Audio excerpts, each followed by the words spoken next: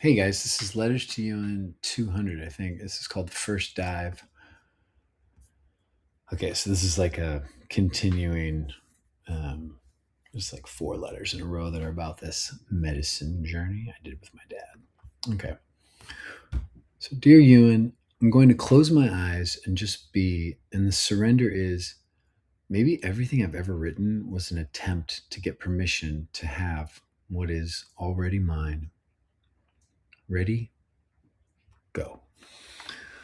The places where I don't know how to acknowledge oneness, I call those adulthood.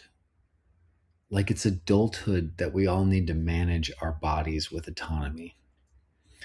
The parts where I can feel that I wish someone else would take my autonomy, I call need. I've always had deep memories of wanting some giant man to put me in his pocket and tell me I was better off there. A big piece of self fatherhood I'm seeing right now is the acknowledgement that I am responsible for finding some choice in meaning and what's meaningful to me. If I don't even have if I don't have even a whisper of choice, if I make it all passive and about authenticity, meaning will be given to me by pain. It will somehow imbue agency into my pain to be a sub entity in me that has permission to write meaning code for me. I'll give ad I'll give admin access to my abandoned ouchies. Somehow the meaning of fatherhood is in there. I'm laying 3 feet from him and thinking about what I wish he had taught me. It's not anything I would expect anyone to know, but it feels in the channel of what is to be taught father to son. We will make our own meaning. We can temporarily patch meaning for others or lead them, but when the dust settles, they will all go home with only their spoils. The place in you that feels like you would die to give up your right to make your own meaning, that's called need. And it's a good thing, but it doesn't work as straightforwardly as it feels. I just kneeled down on the floor in between our beds and asked him if he would like some water with electrolytes. He said that he didn't notice as many lights this time as last time. I asked what else he noticed. He said, "It's like there's a monster in your awareness, in the room. I don't know. I forgot that we were tripping." That happens. Yes, that will happen. He shuffles. He shuffled to pee, and it feels so elegant. And then I worried and told him, "Best to hurry back and don't stare in the mirror too much." He grunted assent. My family was actually affected by World War II. My grandfather was beaten and interrogated by the Japanese. My grandmother ran a work group because she understood enough Japanese. I'm quite fond of the bombed out village metaphor. It's like I've always had a sense of missing epistemics. He's referencing the show on Netflix now. He's talking about how he doesn't think he'll have the experience that he saw on that cancer patient who said he wasn't afraid of dying anymore. I didn't fight him about it. I said, "Sounds like a longing for peace."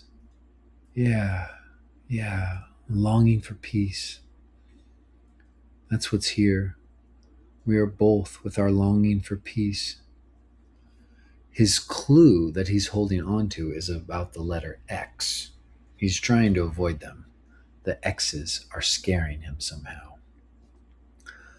I peeled away and did a big paraphrase about the monster and the longing and how our family has a story that we can continue writing right now. And how these drugs we're on are taking us to a few lines of code below what we're usually seeing. That's when he pointed out the X's again. The X's that we're trying to avoid. That's haunting, and I don't immediately know what he's talking about. It's so strange to feel all the meanings that feel like they're being put on us and still demand that we will ultimately make our own meanings. I went to the I went into the cult with a clear disbelief in brainwashing. It helped me go deep to know that I was still inside somewhere choosing it. But I can see how we as a species are quite prone to being suggestible. My brain just showed me a picture of Ricky Gervais, now a picture of Dawkins. I'm trying to let it rise in me, the sexiness of the skeptic. If I were to put words to the air of a skeptic in a poetic, generous way, it would be, from the voice of the skeptic, why are you trying to convince everybody that they aren't God? We must acknowledge that we're making our own meanings. Authenticity claims are very tricky here. Life doesn't let you get away with not being vulnerable, I said. Mm-hmm. Because you'll just get old and then be vulnerable then. Mm-hmm. We were talking about privilege. We were talking about how we're pretty privileged now, but my father was born into the echo of the war, and my mother was basically Appalachia in the city. I was saying that it's beautiful that some people get to accept the stories they were given about their families. I was saying that it's beautiful that some people get to question the stories they were given about their families. From the point of questioning, I think it's better to forego right and wrong and just talk about what we want to create as we understand more about the past. It's too late to rail against the eminent domain that took my family's beachfront land away from them. It's just begun to develop the capacities to create and enjoy a system of shared values. It's interesting to hear my father say, "They only made us citizens so they could take our land." He didn't even sound pissed when he said it. He just sounded like he was allowed to say it.